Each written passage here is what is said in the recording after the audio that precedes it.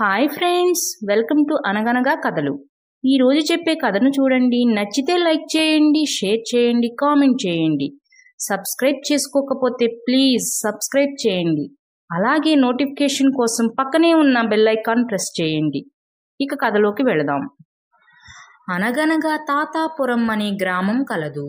ఆ గ్రామంలో తపాలా ఉద్యోగిగా తాతబ్బాయి పనిచేసేవాడు. తాతబ్బాయి చాలా మంచివాడు. తనకు తోచిన సాయం అందరికీ చేస్తూ ఉండేవాడు. ఎంత పనిలో ఉన్నా తన వద్దకు వచ్చి ఎవరైనా ఉత్తరం రాసి పెట్టమన్నా, చదివి పెట్టమన్నా కూడా ఏమీ అనకుండా వాళ్ళు అడిగింది చేసి పెట్టేవాడు. అలాగే డబ్బు సాయం కూడా చేస్తూ ఉండేవాడు. అలాంటి తాతబ్బాయి ఒకరోజు వచ్చిన ఉత్తరాలను చిరునామా ప్రకారం ఏ ఊరికి వెళ్లాల్సిన ఉత్తరాలను ఆ ఊరికి సర్దుతూ ఉండగా దేవుడి చిరునామాతో రాసి ఉంది. దేవుడికి ఉత్తరమా? ఎవరు రాశారు అని ఆ ఉత్తరాన్ని చదివాడు. అది ఆ ఊరికి చెందిన రామయ్య ఉత్తరం. రామయ్యకి నా అన్న వాళ్ళెవరూ లేరు. కూలి పనులు చేసుకుని బ్రతుకుతూ ఉంటాడు. అలాంటి రామయ్య దేవుడికి ఏం రాసుంటాడా అని ఉత్తరం పూర్తిగా చదివాడు. దేవుడా, దిక్కులేని వాళ్ళకి దేవుడే దిక్కంటారుగా. నాకు నాన్న వాళ్ళెవ్వరూ లేరు. అందుకే నీకు ఉత్తరం రాస్తున్నాను. నేను రోజు కూలి పనులు చేసుకుని వచ్చిన వాటితో 4 గింజలు తెచ్చుకుని తింటున్నాను. కొన్ని రోజులుగా నాకు ఒంట్లో బాగోవటం లేదు దేవుడా. పనికి వెళ్ళే ఓపిక కూడా ఉండడం లేదు. పనికి వెళ్ళకపోతేనేమో తినడానికి తిండి కూడా ఉండదు. సరే, ఎవరినైనా అప్పు అడుగుదామా అంటేనేమో నాకు అప్పు అడగటం ఇష్టం ఉండదు. అలా అని చెప్పి ఎవరైనా ఊరికే ఇచ్చినా కూడా తీసుకోవటం ఇష్టం ఉండదు.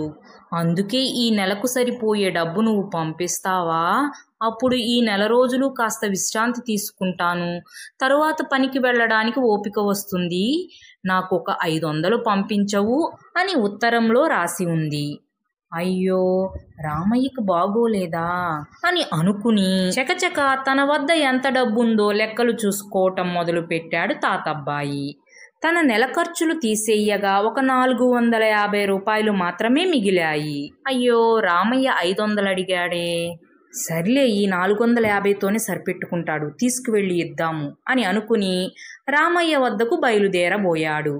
అయ్యో, రామయ్యకి ఎవరైనా ఇస్తే నచ్చదుగా, తీసుకోడేమో. వద్దులే, దేవుడిచ్చినట్లు ఉత్తరంలో పెట్టి ఇచ్చేద్దాం అని అనుకుని ఒక ఉత్తరంలో దేవుడు పంపించినట్లుగా ఆ 450 రూపాయలు పెట్టి రామయ్య చిరునామాకి రాశాడు. మరుసటి రోజు ఆ ఉత్తరాన్ని తీసుకువెళ్ళి రామయ్యకు ఇచ్చాడు. రామయ్య ఆ డబ్బుని చూసి ఆనందించి మరొక ఉత్తరం దేవుడికి రాశాడు. తాతబ్బాయి ఆ ఉత్తరాన్ని కూడా చదివాడు. అందులో ఏముందంటే, దేవుడా, అడగగానే డబ్బు పంపించినందుకు నీకు శతకోటి ధన్యవాదాలయ్యా. అయితే నువ్వు నేను అడిగిన 500 పంపించే ఉంటావు. కానీ ఆ తపాలావాడు ఒక 50 రూపాయలు తీసేసుకుని నాకు 450 రూపాయలే ఇచ్చాడు. ఈసారి ఎప్పుడైనా నేను డబ్బు అడిగితే నా చేతికే ఇవ్వు, అలా ఉత్తరంలో పెట్టి ఇవ్వకు అని రాసి ఉంది ఆ ఉత్తరంలో. అవునవును, నేనే తీసుకున్న ఆ 50 రూపాయలు. దేవుడా, ఇంకెప్పుడు నా చేతికి ఇవ్వకు అని రామయ్య అమాయకత్వాన్ని చూసి నవ్వుకున్నాడే గాని కోపం రాలేదు తాతబ్బాయికి.